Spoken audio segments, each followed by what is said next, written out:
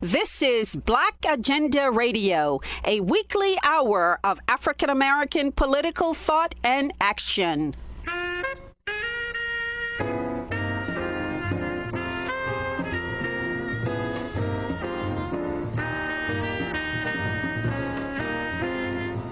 Welcome to the radio magazine that brings you news, commentary, and analysis from a Black left perspective. I'm Glen Ford, along with my co-host, Nellie Bailey. This is one of the most difficult shows we have ever done, coming in the wake of the death of Bruce Dixon, a co-founder of Black Agenda Report. We'll have comments and commentary by his colleagues. A committee in Congress has been collecting powerful testimony on the need for reparations for the descendants of enslaved persons in the United States. And Mumia Abu Jamal confronts the soul-chilling fact that he may be going blind. But first, Bruce Dixon, the managing editor of Black Agenda Report, was scheduled to speak at a number of panels at the Left Forum, the yearly conference of left-wing activists in New York City. However, Dixon succumbed to blood cancer only days before the event. The entire conference was in mourning for Dixon, the former Black Panther and lifelong activist who co-founded BAR in 2006 and was a key force in the Green Party. BAR executive editor Glen Ford remembered his comrade. This is the kind of talk that I don't know how to give and never wanted to give. We have to pay our respects and I think collectively thank Bruce Dixon for the service that he has rendered to the struggle for peace, for human dignity, for Black liberation, and hopefully for socialism in this country and the world.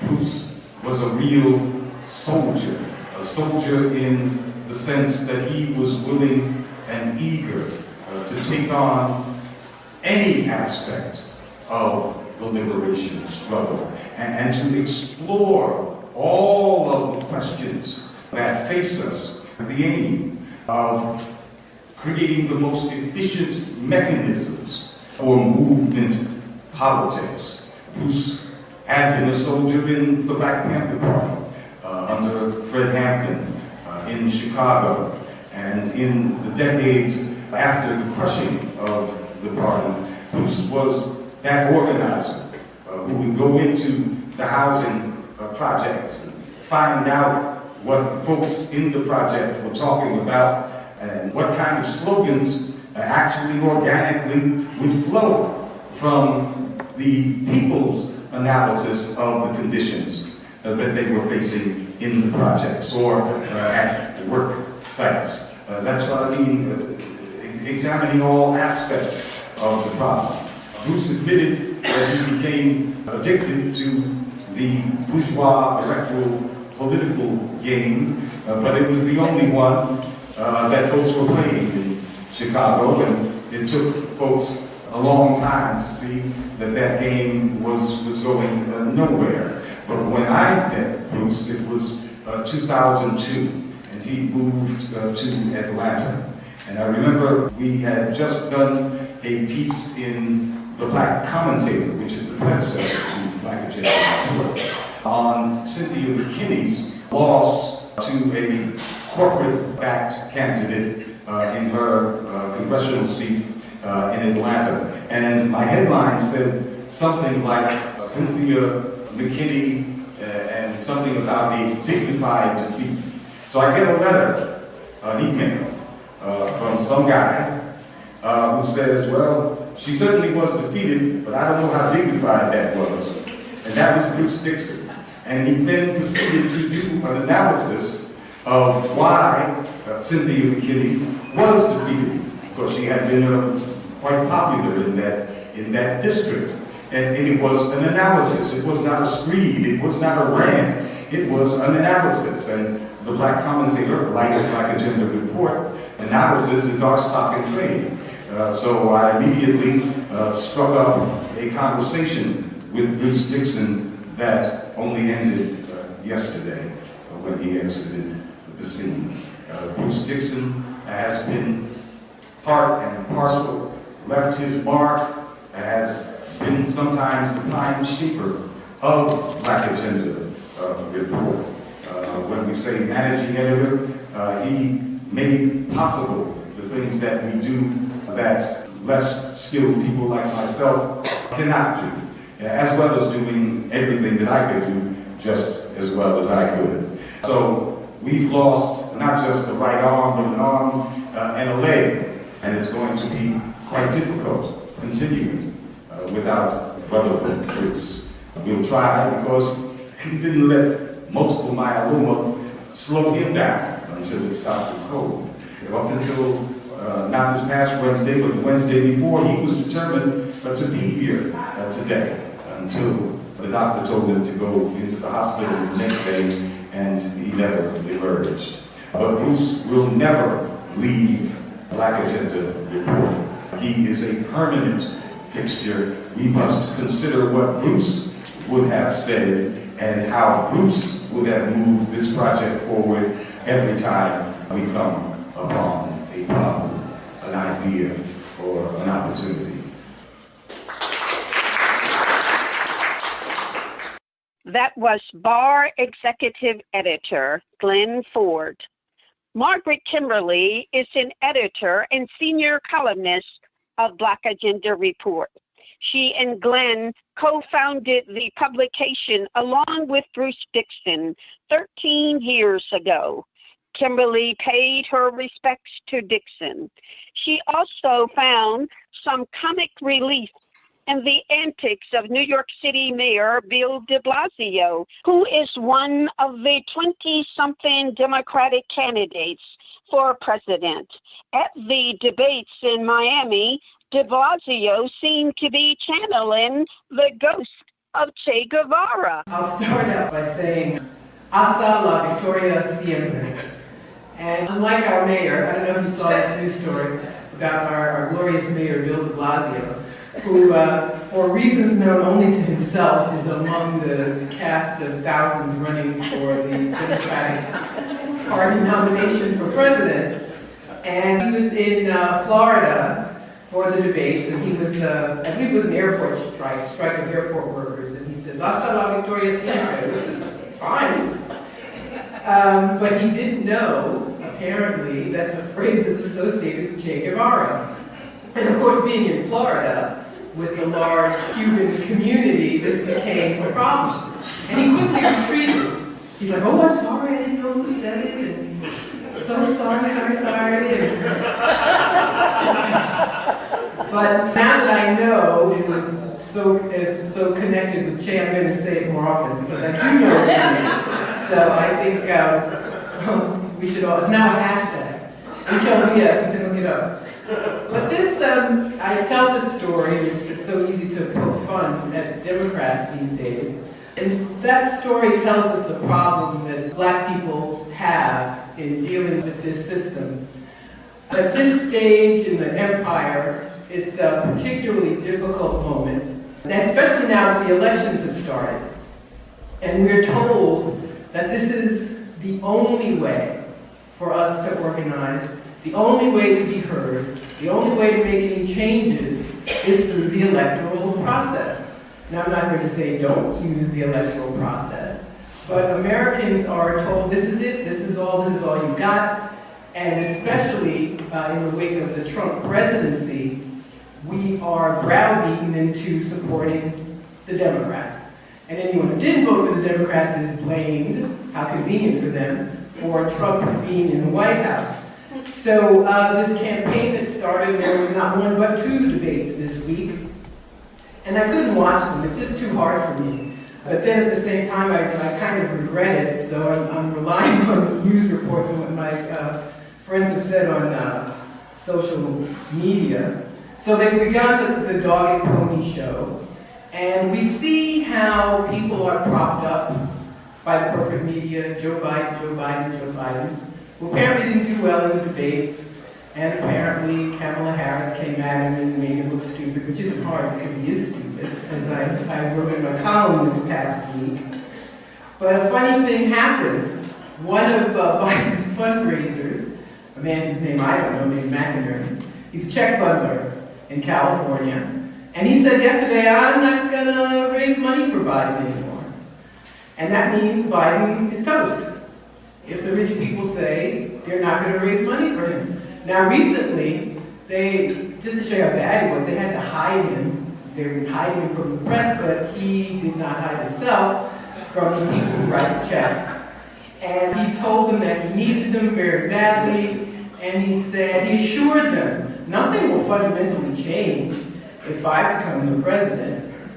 But it doesn't matter now. You know, they always need people who can look good. They have to be good for the brand, and apparently Biden is not anymore. So it's partly funny to me that he's already been shoved under the bus because of his dismal performance, but that also tells us we don't have a democracy. That if the people who write the checks and bundle the checks can decide who does or does not become president, then that is proof positive that we do not have a democracy. And I think that's something that has to be said so that people don't spend the next year and some months thinking that there's a democracy for them to protect or restore or bring back or save from the evil Trump. And he is evil, but we didn't have democracy before January 2017, so we can't blame him for everything. So now we begin with as I said, the dog and pony show with the debates. And in reading about them and listening to what other people said, it seems to me that once again, they did not raise any of the issues that are of importance to Black people in particular, to the whole country. We are living under the threat of war. Trump, it's so hard to read what he will and won't do. But apparently, he decided not to start a war with Iran, at least as of last week, who knows, today or tomorrow. And at this very moment, when major powers are taking sides, what are Democratic candidates saying? These people, this party that Black people cling to, that we're told are our only saviors, what are they saying about war? They're either saying nothing at all, or they give this mealy-mouthed double talk. The president has to come to Congress before he starts a war. Well, then what are you going to say if he comes to Congress? Are you going to say yes, or are you going to say no? That means they would say yes if he did go to them and make a good enough case. So we have a couple of people taking an anti-war stance, but those are the people dismissed by the corporate media. And not only are we dealing with the war, the conventional warfare that we all know of, bullets and bombs, but we also have sanctions, which are not new to the United States. Sanctions have been in use, for example, against Cuba for almost 60 years. In recent years, the Trump administration has really ramped up sanctions. And a study recently indicated that sanctions have killed 40,000 people in Venezuela alone. And let's just remember something about U.S. government sanctions.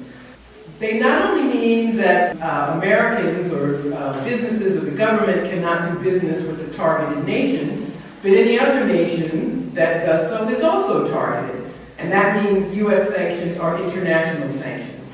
That means that no one can do business with Venezuela or with Iran or with Zimbabwe without also suffering America's threats of force and impoverishment.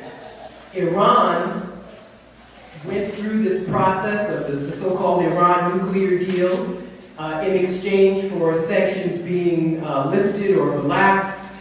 Trump unilaterally pulls out.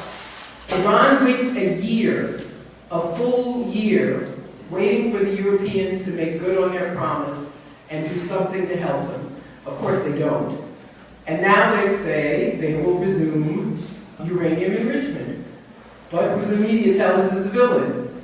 The villain is Iran. It's very interesting watching the news story of the shoot down of the drone, which was not in international airspace, it was in Iranian airspace. But this is a moment for the people who we're told are representing our interests to say something. But of course, when they do say something, it's all about being tough with Iran. It's being tough with Russia, being tough with China, being tough with somebody. But no one, or very few people, I should say, expressing an anti-war voice. And these issues do concern the entire country, but they concern Black people in particular. This is a moment when we need to revive, and many of us are reviving that position that Black people always had. We were always the people most skeptical of war. We were always the people who questioned what our country said about other countries.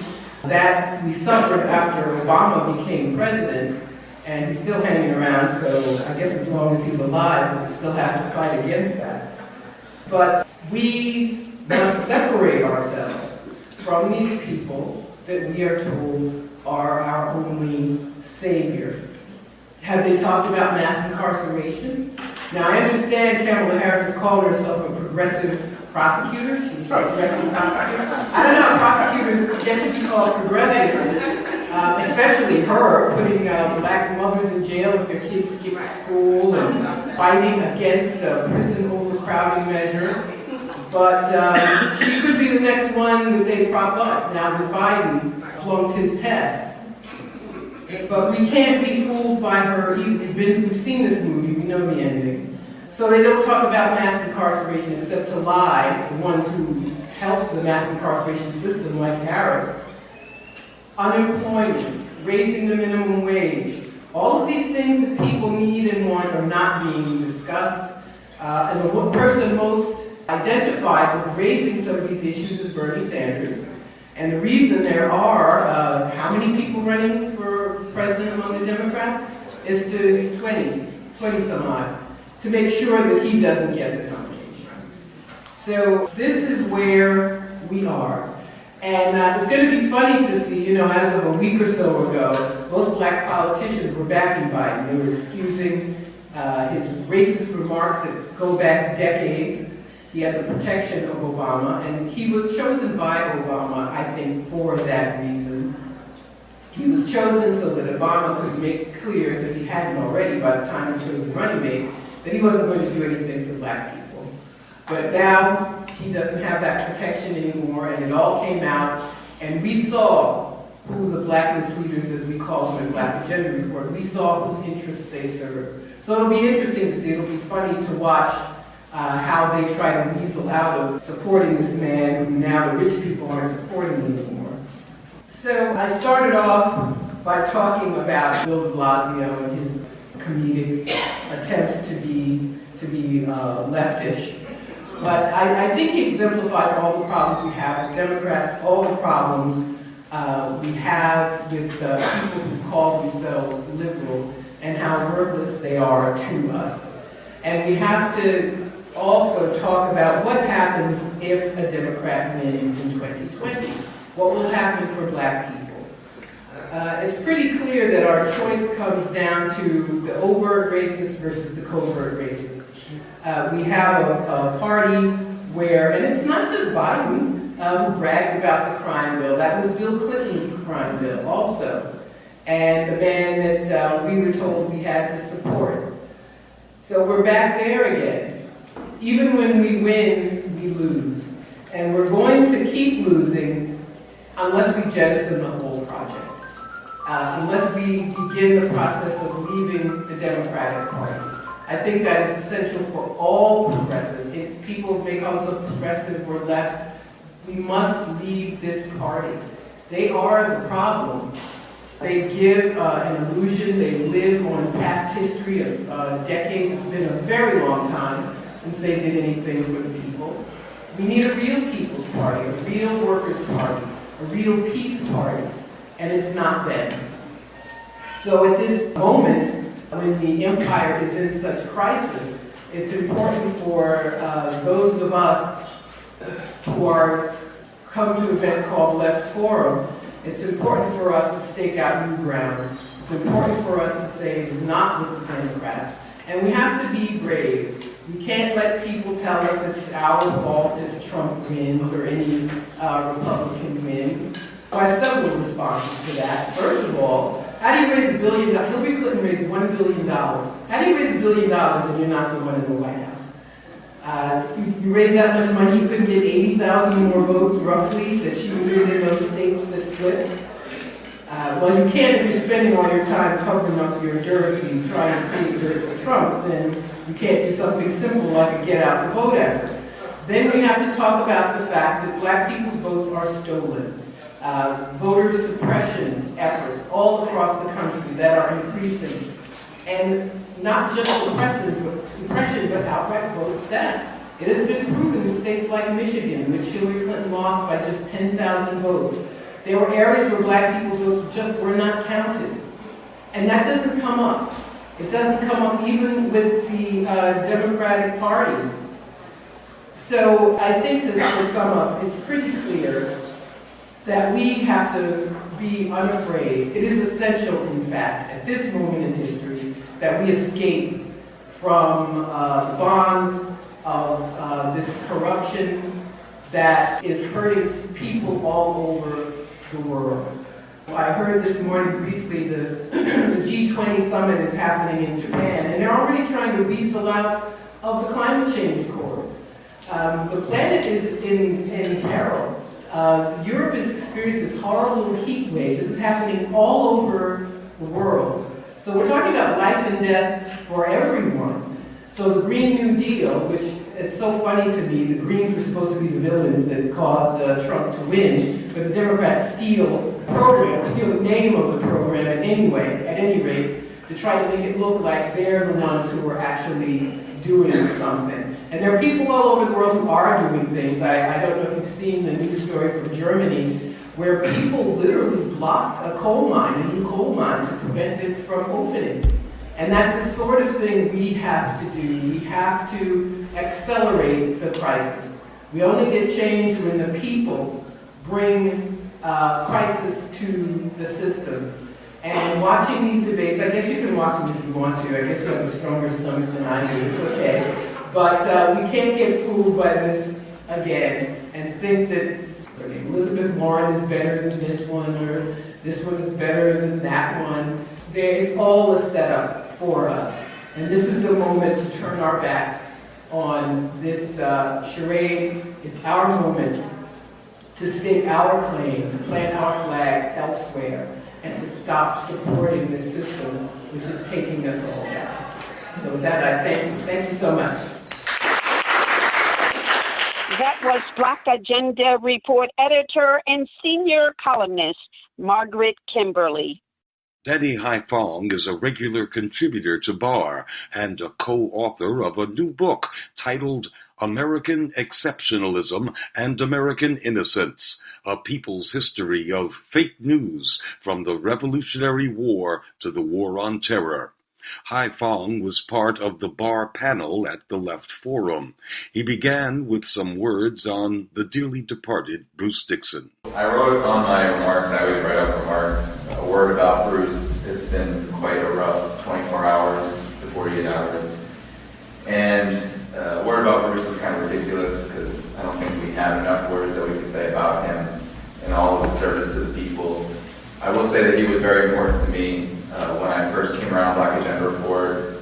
I had done labor organizing, I had been, part of Occupy Wall Street. I was really confused about the Black Lives Matter movement, especially I had been involved a little bit in that, and I was getting a lot of backlash because I was affiliated with Black Agenda Report. And Black Agenda Report was making criticisms of the Black Lives Matter network organization and the various strands of that movement in order to move it forward. And because I was associated with Black Agenda Report, there was a lot of ill feelings, and I was in Boston at the time. So I could just call up Bruce, and he would really advise me and really show me what discipline I needed to remain committed to the truth. And I think that's one thing that I really take away from him and his legacy, and I hope that we can all carry it forward. So I'll just begin. I have some brief remarks. And I think the real question that I'm trying to answer, and I think we all are, is, what is the role for those of us who are oriented toward the struggle of the working class, like myself, in the struggle for peace, and who take our cues from the Black Liberation movement, which, as we all know, the left in general, the Black Liberation movement has been in retreat for some time. There are many right answers to this question and many wrong ones. But one of the most important tasks that I see right now is the development of an anti-imperialist political consciousness.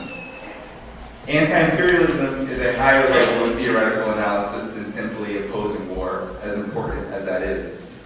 New polls have shown that U.S. voters in the Republican Party camp are actually more anti-interventionist than those in the Democratic Party camp, and that was pulled around the question of Syria in 2013 when Obama was looking to draw his red line on that country into the Stone Age. Anti-imperialism is a revolutionary political orientation that breaks through the limitations of the two-party duopoly. It serves as an ideological framework from which organizations like the Black Alliance for Peace and others have attempted to take up. To me, anti-imperialism is the only antidote for U.S.-led global austerity. Bernie Sanders' anti-austerity platform, branded as democratic socialism, has made him both the most popular politician in the U.S. and the politician that has been most attacked by the Democratic Party. His demands, however, are not anti-imperialist in scope and thus fall short of a legitimate challenge to austerity. In many ways, they don't fit the category of anti-war either. Indeed, Sanders is opposed to some wars, such as the potential U.S. invasion of Iran, the Saudi-led war but U.S.-backed invasion of Yemen, and his historic opposition to U.S. support for Contras in Central America during the 1980s. The New York Times even called Sanders, quote-unquote, foreign minister of Burlington, Vermont, when he was a politician there, the mayor. In response to this anti-war history, the use of this anti-communist slur really shows how anti-war politics in all forms across the entire ruling class are wholly unacceptable, regardless of how selective they may be. But Sanders is running within the belly of the war party, so we really can't get an understanding of imperialism from him. And we also can't develop an understanding of imperialism from Alexandria Ocasio-Cortez or her affiliates, whose speeches continue to invoke American exceptionalism and nationalist pride around the U.S.'s role in World War II, for example. The leftish elements in the Democratic Party have little problem with the fact that U.S. military supremacy is the backbone of U.S. imperialism. Any Democrat who dares challenge the war machine is effectively marginalized. We see this right now, even though she's far from an anti-imperialist. Tulsi Gabbard has been blacked out from major polls and corporate media networks for just uttering the notion of anti-interventionism. When she has been discussed, it is to smear her as a Putin's puppet or a dupe of Russia, despite her long history in the U.S. military. Anti-imperialism is more than just anti-interventionism. It is a materialist analysis of the central role of finance capital in the current epoch of global capitalism. Finance capital is the dominant force of the world capitalist system at this time. There are good reasons why the International Monetary Fund has warned against the effects of corporate debt, why the U.S. possesses $1.6 trillion in student loan debt, or why the U.S. government carries trillions of dollars worth of its own national debt, as they call it. Monopolies rule and the banks are king. Finance capital has become fat from austerity and creates whole markets for itself out of the misery of capitalism. U.S. capitalism has become dominated by finance capital precisely because the inherent contradictions of the system have turned into antagonisms. Capitalists derive profits from labor, which is a really important concept, and do so by increasing the rate of exploitation, paying workers less, and speeding up production by spending money on technology and investing in it. Competition between capitalists toward these ends have led to an unprecedented but inevitable level of capital concentration. Monopolization has driven the conditions of the vast lot of humanity into barbarity and has simultaneously increased the cost of technological investments in production and in the military, which are wholly interrelated, to maintain the super profits of the super rich. the parasites in finance capital, have swooped to pad the profits of major corporations and the ailing living standards of the poor with no shortage of debt schemes. Since 2008, households, corporations, and governments worldwide have taken out $43.8 trillion of debt. The sector of finance capital comprises of over 40% of all U.S. corporate profits, up from just 10% 30 years ago. What makes democratic socialism neither anti-imperialist nor socialist is that it does not center the proletariat or the oppressed in the making of history.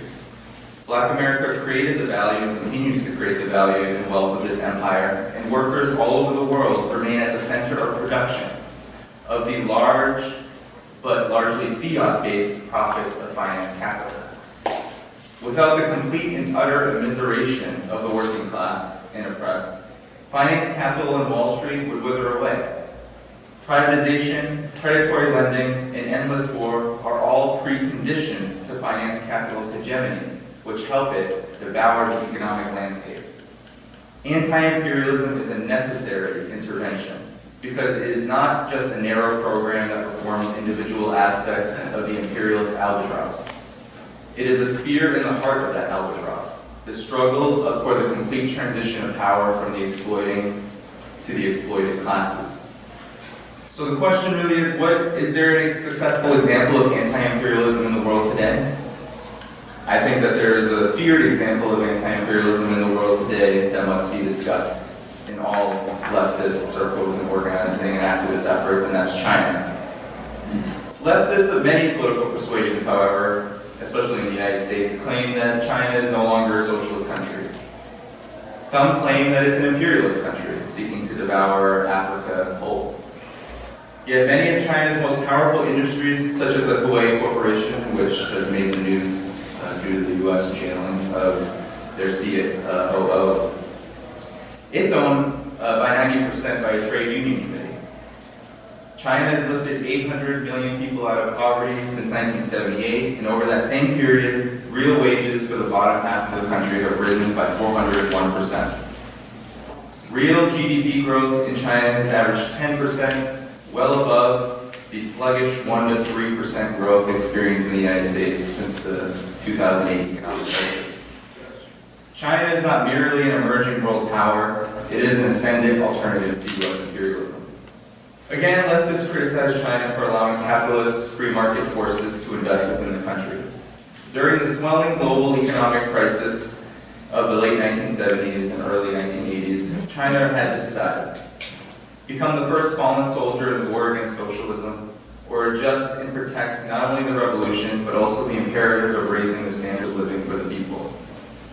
The People's Republic has set its sight on curbing predatory, volatile, and warmongering hostilities of the United States by offering an economic development model to the planet's most impoverished peoples. This is what the New Silk Road, the One Belt, One Road initiative, seeks to accomplish with over $1 trillion of public spending on infrastructure projects across the global south. China's respect for international law and its development goals offer a real-time example of anti-imperialist progress, not perfection, but progress, in a historical moment where the U.S. is waging war on the entire planet to curb the rise of the People's Republic. The only path forward from austerity is anti-imperialism. This doesn't mean that the Sanders camp or the large majority of people in the United States who favor reforms such as the Green New Deal, Medicare for All, or other such policies should be negated, ignored, or condemned. What it means is that without a tireless struggle against the forces of imperialism, we lose sight of who and what is at the center of austerity. We end up falling into the politically suicidal and reactionary trap of national chauvinism, white supremacy, and American exceptionalism. The struggle to develop a Black liberation strategy is dependent not only on the objective conditions of systemic failure, but also in the subjective effort of the whole left to defeat the forces of reaction that exist within its own ranks. And Margaret Kingley did a great job talking about how the Democratic Party is the biggest problem. The future of humanity depends on the anti-imperialist struggle within the belly of the beast. A handful of individuals own more wealth than the bottom half of the world's population.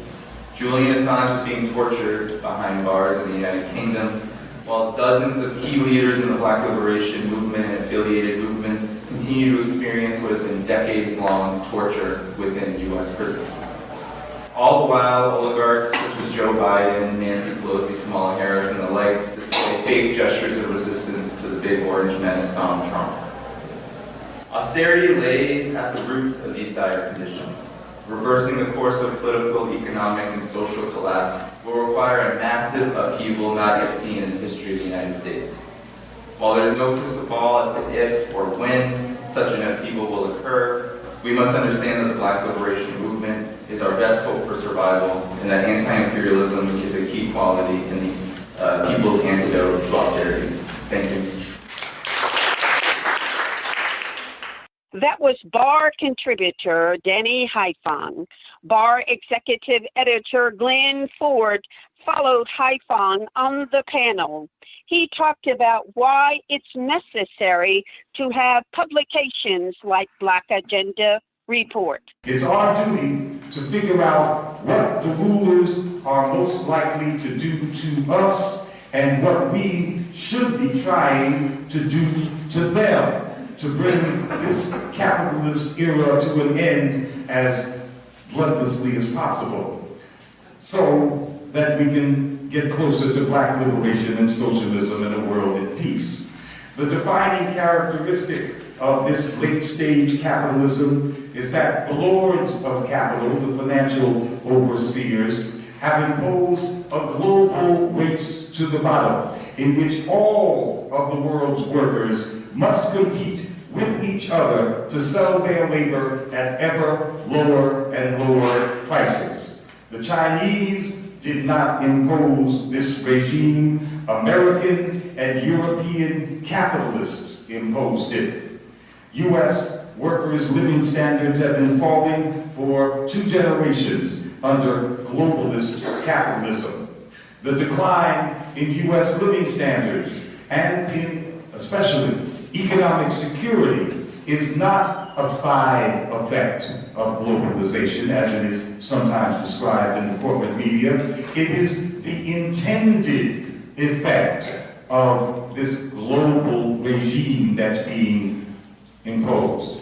The capitalist imperial consensus, they are agreed on this, is to destroy all impediments to the most profitable exploitation of both labor and technology everywhere in the world. That means that not only labor rights, but all democratic rights must be curtailed. You can't do one without the other.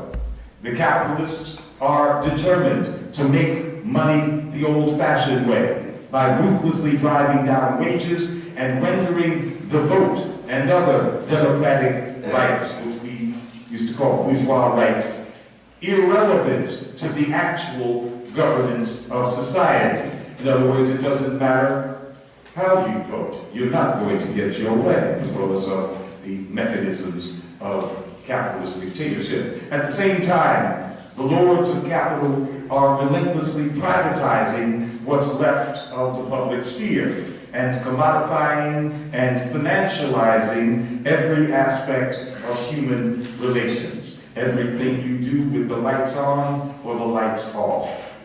In other words, the capitalists are step by step creating a dictatorship like we have never seen. And I mean that literally. This is the brand new world that they're creating.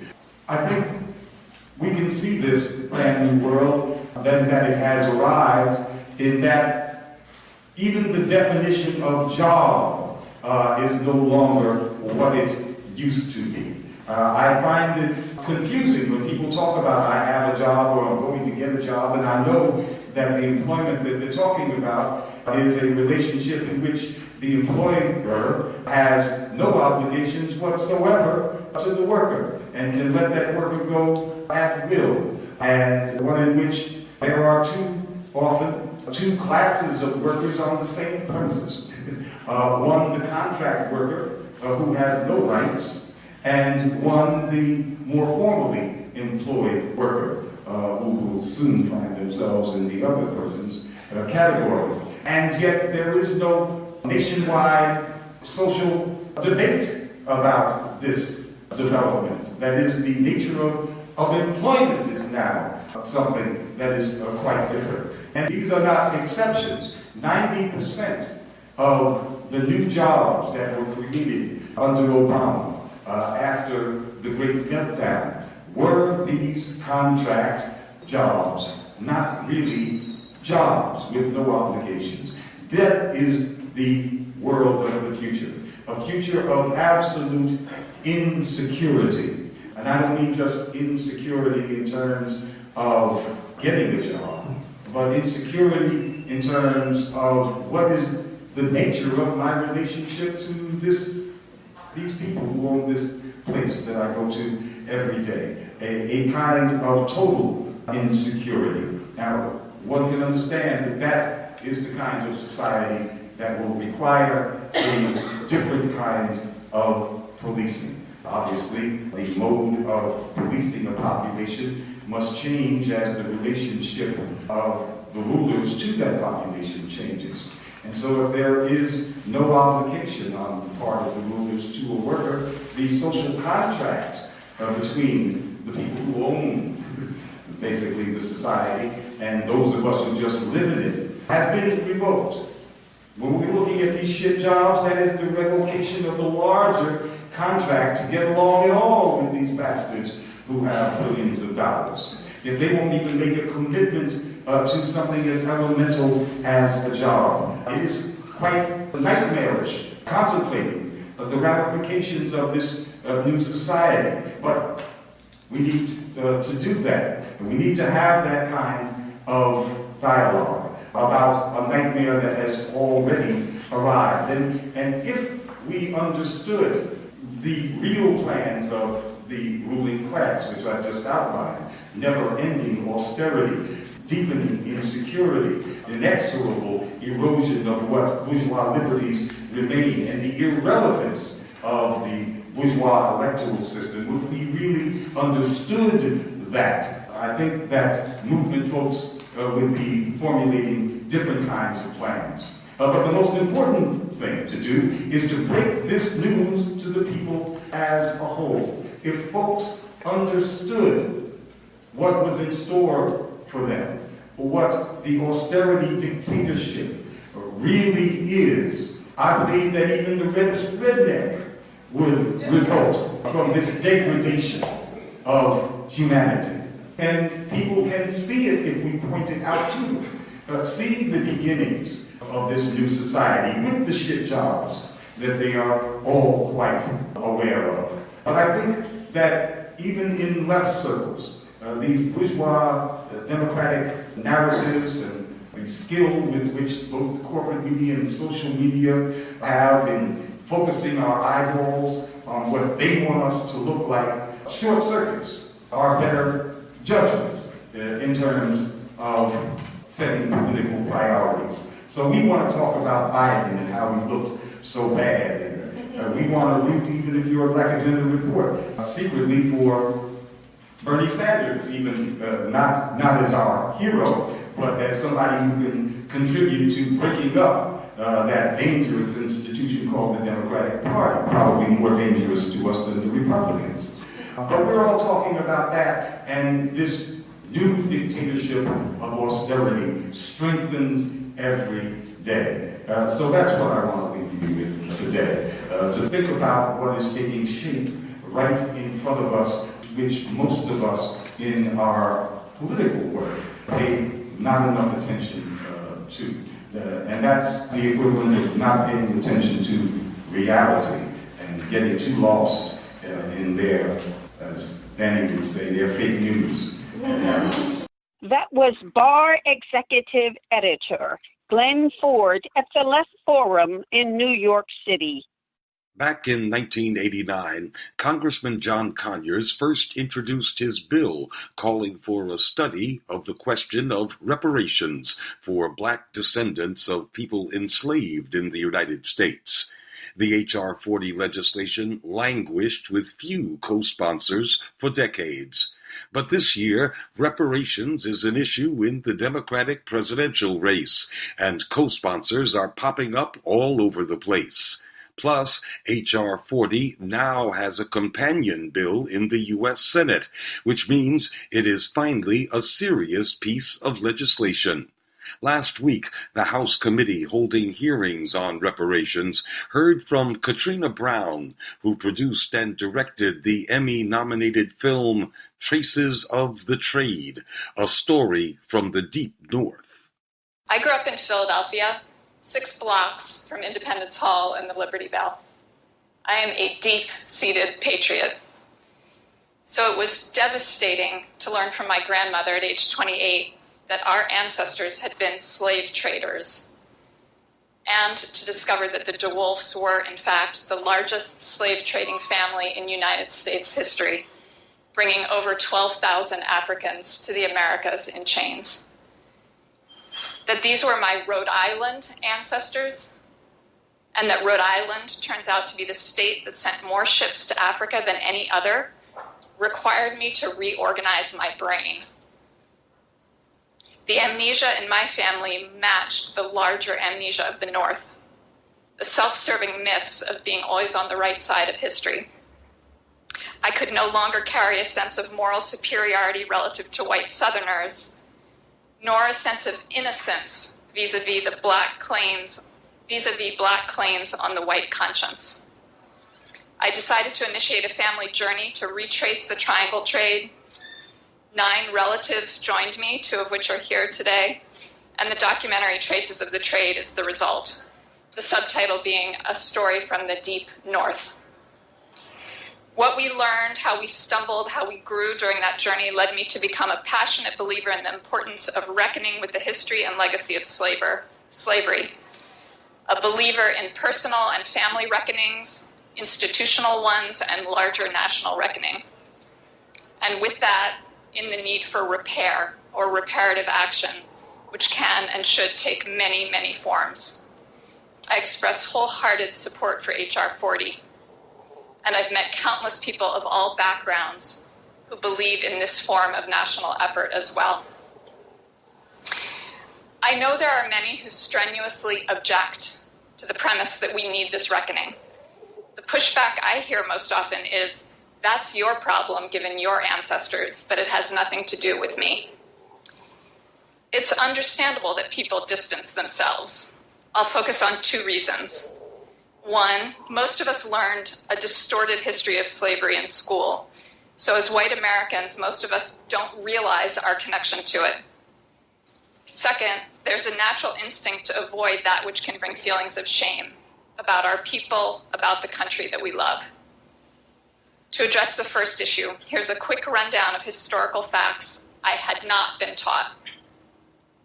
That the North was deeply implicated, that slavery was legal in northern states for over 200 years, that Northerners up and down the economic spectrum made their livings in businesses tied to slave trade and slavery, that Northern mills processed cotton harvested by enslaved people. The Midwest and the West were implicated. They grew food to feed the South, where land was devoted to cash crops like cotton, harvested by the enslaved. Consumers throughout the country were implicated in their everyday purchases of clothing, coffee, sugar, rice, tobacco. People who immigrated from Europe after slavery were implicated. I have Irish, French, and German immigrant ancestors who came to the United States in the 19th century, worked in factories, struggled, but they were given access to the American dream. Why were waves of immigrants flocking here? Because it was the land of opportunity. Why was the economy booming? Why were there jobs? Because it had been built largely on unpaid labor. Once here, European immigrants got to systematically leapfrog over black families with devastating consequences up to the present day. So slavery built the nation. It turning us into an economic powerhouse, due mostly to, I must say, good folk who participated in mundane ways and looked the other way. Now for the second big reason for pushback against this bill, the emotions that it stirs up. And I'd speak directly to my fellow white Americans on this. First, fear not. Though it's counterintuitive, I've seen over and over again the liberating power of facing this painful past. Second, white people tend to imagine that Black people are angry at us. But in my experience, Black Americans don't blame us for the deeds of bygone ancestors, but are rightfully angry that we don't just drop the defensiveness or the self-absorbed guilt and sign up to work with them, shoulder to shoulder, to tackle the legacies that are still with us. Third, when we let go of defensiveness or guilt, we can get to a healthy and shared grief, which opens the door to sober, sacred, respectful, creative, collective conversation about how to make things right. There are scores of organizations that are already able to attest to this, the power of this work. They know, I know, that the process that a commission would help the country embark upon could be a transformative, positive, and life-giving thing for the country as a whole. A beautiful thing. It is good for the soul of a person, a people, and of a nation to set things right. Thank you. That was Katrina Brown testifying at the congressional hearings on H.R. 40, the bill to study reparations for the descendants of U.S. slaves. Mumia Abu Jamal, the nation's best-known political prisoner, has been incarcerated by the state of Pennsylvania for the past 39 years in the death of a Philadelphia policeman. Abu Jamal has suffered a number of health crises due to atrocious medical treatment in prison, including a battle with hepatitis C, contracted in prison and left untreated for years. Now the prolific author and journalist is losing his sight. He files this report for Prison Radio. Its title, Walking in the Dark. For years, it has been difficult for me to write or speak about myself. Other people's stories seemed more interesting, until now. Several weeks ago, as I was walking along the main path leading from the chow hall, I noticed that I could no longer see a single face despite the river of men passing by. It was then that I recognized how bad my eyesight had become. I said nothing to no one, not my lawyers, not my wife, Wadia. I didn't tell my supporters, nor even my personal physician, a New York internist, Dr. Joseph Harris.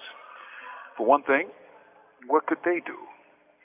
For another, prisoners are extremely wary of telling other prisoners about their disabilities. One doesn't want to seem weak among such men. Every time I used an eye drop with steroids, my vision turned milky, as if someone pulled a white shade down over both eyes. I realized, to my horror, that I was functionally blind, for I couldn't read a paper or a book or even faces. When I went to an eye doctor for tests, a guard who accompanied me said, "Damn, Jamal, you're blind as a bat." He said this because the test showed I couldn't see anything, letters or fingers. That milkiness has since dissipated as I've stopped using the drops. Yet my vision has become so poor that I've used voices to recognize people, as a blind man does. My vision remains more than poor. From Imprisoned Nation, this is Mumia Abu Jamal.